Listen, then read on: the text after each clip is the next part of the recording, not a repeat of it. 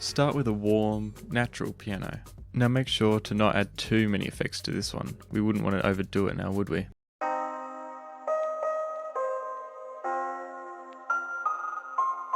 Add some hi-hats. Again, light on the effects with this one. Just enough so you can barely tell what the original sample even is. Layer that with some more hats. We're really spicing it up now. Add the same kick and snare pattern you hear in pretty much every lo-fi hip-hop beat to relax/study to. Find a bass that plays two notes that you almost certainly will not be able to hear on like 90% of speakers.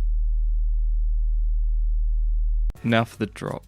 I used George getting hit by a 60-litre oil drum, but you really can sample anybody getting hit by large chunks of metal. Turn the lights off, and here's what it should sound like.